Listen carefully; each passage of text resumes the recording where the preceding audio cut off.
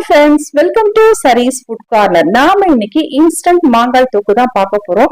இதுல பாத்தீங்கன்னா முக்கியமான டிப்ஸும் அதே சமயத்துல சரியான அளவுகளோட இதை எப்படி பண்றது நம்ம காமிச்சிருக்கோம். வீடியோ ஸ்கிப் பண்ணாம கடைசி வரைக்கும் பாருங்க.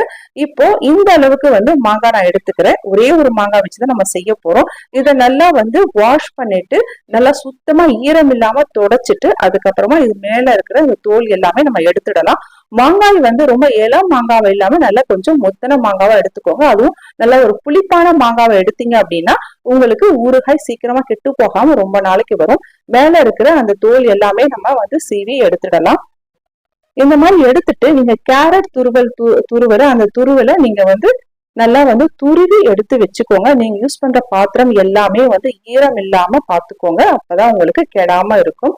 இது நல்லா தோல் எடுத்துட்டு இந்த மாதிரி துருவி எடுத்து வச்சிருக்கேன். இப்போ இதை மெஷர் பண்ணிக்கலாம். முதல்ல நான் இந்த மாதிரி ஒரு கப் எடுத்துக்கிறேன். உங்க வீட்டுல எந்த மாதிரி பவுல் இருக்கோ அந்த பவுல் எடுத்துக்கோங்க. இல்ல டீ கிளாஸ் கூட நீங்க எடுத்துக்கலாம். இதுல 2 கப் அளவுக்கு எனக்கு இந்த மாங்காய் துருவல் கிடைச்சிருக்கு. 2 கப் எடுத்து வச்சாச்சு. இப்போ ஒரு பேன் வச்சுக்கலாம். அந்த பேன்ல 1 டீஸ்பூன் அளவுக்கு கடுகு, 1/2 டீஸ்பூன் அளவுக்கு வெந்தயம் எடுத்து ஒரு ட்ரை ரோஸ்ட் பண்ணலாம். லோ ஃபிளேம்ல வச்சுட்டு நல்லா கடுகு வெடிக்கணும். இந்த மாதிரி எல்லா கடுகும் வெடிக்கணும். அதே சமயத்துல வெந்தயமும் நல்லா செவந்து நல்ல ஒரு வாசனை, நல்ல ஒரு ஃபிளேவர் வரும். அந்த சமயத்துல நீங்க ஸ்டவ் ஆஃப் பண்ணிட்டு ஒரு பவுல்ல மாத்திக்கோங்க. ஆறின பிறகு மிக்ஸி ஜார்ல போட்டு அடிச்சுக்கலாம். அதே பேன்ல லோ ஃபிளேம்ல வச்சுட்டு 1/4 கப் அளவுக்கு உப்பு எடுத்து நல்லா ஒரு 2 நிமிஷத்துக்கு உப்பு இருக்கிற அந்த ஈரப்பதம் எதுவுமே இல்லாம நல்லா வறுத்துக்கோங்க. உப்பு நல்லா மலர்ந்து வெள்ளையா ஒரு மாதிரி பூத்த மாதிரி வரும். அந்த அளவுக்கு வறுத்து எடுத்து வச்சுக்கோங்க. இப்போ அதே பேனை நல்லா தொடச்சிட்டு அதுல 3/4 கப் அளவுக்கு நல்லெண்ணெய் இல்ல கடலெண்ணெய் சேர்த்துக்கலாம். ரீஃபைண்ட் ஆயில் மட்டும் கண்டிப்பா வேண்டாம். உங்களுக்கு நல்ல ஒரு ஃபிளேவர் கொடுக்காது. நான் இதையும் நல்லெண்ணெய் தான் எடுக்கிறேன். ஒரு 100 ml நான் எடுத்துக்கிறேன். கப்ல சொல்ல போனா உங்களுக்கு 3/4 கப் அளவுக்கு எடுத்துக்கிறேன். 1 டீஸ்பூன் கடுகு, 1/4 டீஸ்பூன் சீரகம் சேர்த்துக்கலாம். 2 வரமிளகாய் கிள்ளி சேர்த்துக்கலாம். ஒரு 1 ல இருந்து 1 டீஸ்பூன் வரைக்கும் நீங்க பெருங்காயம் சேர்த்துக்கலாம். பெருங்காயம் தான் இந்த ஊறுகாய்க்கு நல்ல ஒரு வாசனையை கொடுக்கும். கூடவே ஒரு கொத்து கருவேப்பிலையே நல்லா வாஷ் பண்ணிட்டு ஆற வச்சுட்டு அதையும் சேர்த்துக்கலாம். ஸ்டவ் ஆஃப் பண்ணிட்டு எண்ணெய் நல்லா ஆறட்டும். இது அப்படியே இருக்கட்டும். ஆறின பிறகுதான் நம்ம சேர்க்க போறோம். ஒரு வெதுவெதுப்பான சூட்ல வந்ததுக்கு அப்புறமா தான் நம்ம ஊறுகாய்கள் சேர்க்க போறோம். சூடா சேர்க்க வேண்டாம்.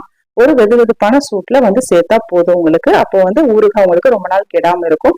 இது அப்படியே இருக்கட்டும். இது ஆறுறதுக்குள்ள நம்ம மத்த மிக்சிங் எல்லாமே பண்ணி வச்சிடலாம்.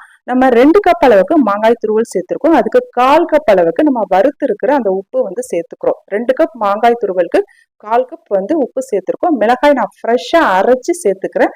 1/2 கப் அளவுக்கு மிளகாய் தூள், தனி மிளகாய் தூள் சேர்த்துக்கிறேன். நீங்க கடையில வைக்கிற மிளகாய் தூள் சேர்த்தீங்கன்னா ரொம்ப காரம் ஜாஸ்தியா இருக்கும். அது ஹெல்த்துக்கும் நல்லது இல்ல. நீங்க ஃப்ரெஷ்ஷா வீட்டுல தனி மிளகாய் தூள் வச்சிருந்தீங்கன்னா அதை சேர்த்துக்கோங்க. அப்படி இல்லைன்னா ஃப்ரெஷ்ஷா வரமிளகாவை அரைச்சு சேர்த்துக்கோங்க. அப்ப ஃபிளேவரும் உங்களுக்கு ரொம்பவே நல்லா இருக்கும். ஒரு 1/2 கப் அளவுக்கு சேர்த்துக்கிறேன்.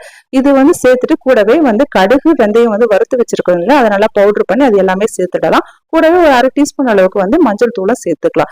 சேர்த்துட்டு இதை நல்லா மிக்ஸ் பண்ணிக்கலாம். இதுல மெஷர்மெண்ட் நீங்க ஞாபகம் வச்சுக்கிறது ரொம்பவே ஈஸிங்க.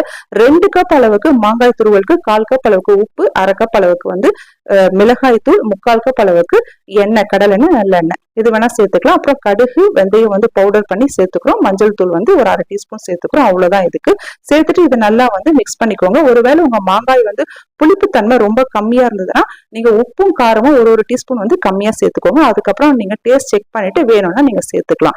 இப்போ நம்ம தாளிப்பு தாளிச்சு வச்சிருக்கோம் இல்லையா, அது நல்லா ஒரு வெதுவெதுப்பான சூட்டுக்கு வந்துருச்சு. அதை இந்த மாங்காய் தொக்குல நம்ம சேர்த்துடலாம்.